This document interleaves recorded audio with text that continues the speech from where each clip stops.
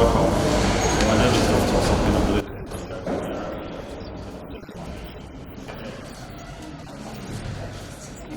These students are still growing and learning. Their duties will focus on their education and personal development first. Students have limited capacity and experience. Yet we as the very people most affected by decisions made on that we students prioritize our own education. And that's our point. What is the main reason of going to school? Is it to learn? And that learning is to make us leaders of tomorrow, not necessarily today. So it's people that we are building for a better education of tomorrow, not necessarily now. So involving us in the development of education is simply mean that we are distracted from our educational and academic excellence, which is the major reason why school. That's the distraction. It's not necessarily what we are supposed to do. So in conclusion, I believe I've been able to convince you, and definitely not to confuse you, that we students should not partake in the development of universities because we lack experience and expertise. We are under authority and we lack resources. And finally, we prioritize our education. Should secondary school students share a take? Not that word share. You not say that secondary school students should leave their priority, their main focus, which is academics. No, you can still back up the academics with your development of the state. I'm not here to sing or dance or even budge with my stance, but I want to tell you that secondary school students cannot, will not, are not supposed to take part in the responsibilities of development of the state.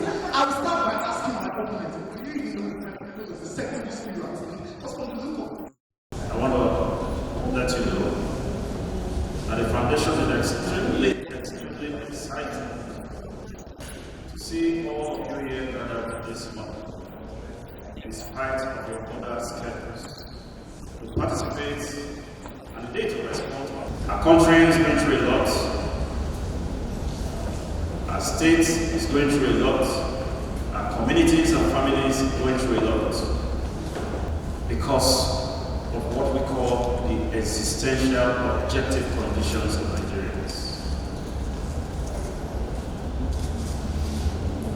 Today, as I speak to you, we have a country of devalued norms, where our ethical orientation is highly questionable,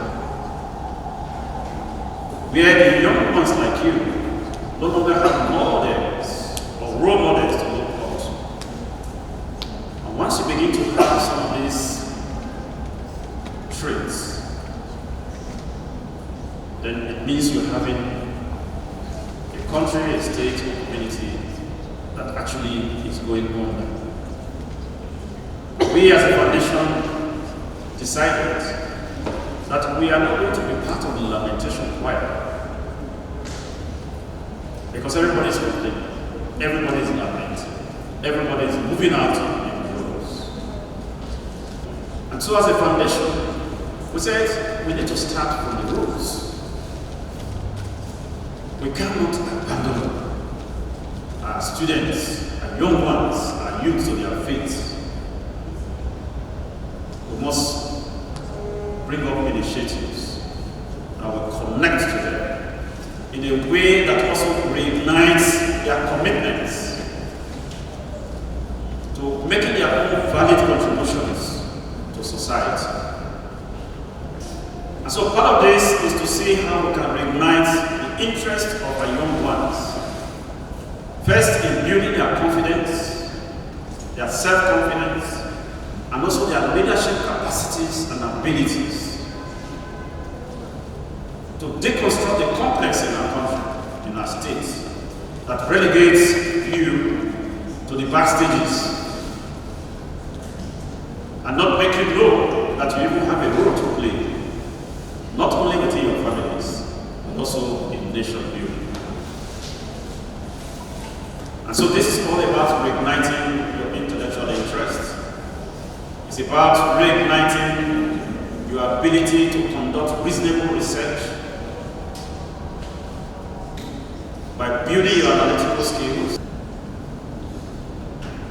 The solutions to the problems of societies do not necessarily come from those that are high up there in terms of their age. It can come from the very young ones. But when society makes it look like you do not matter,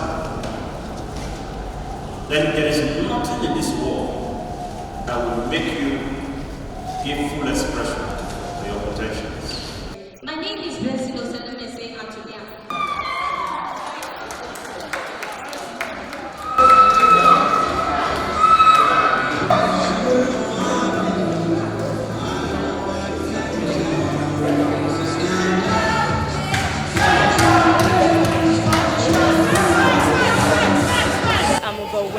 excited.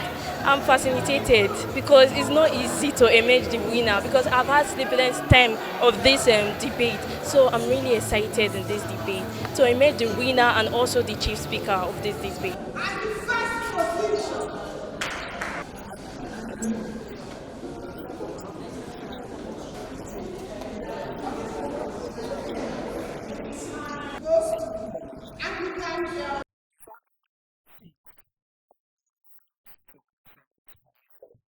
So with a score of 73.8, the second position goes to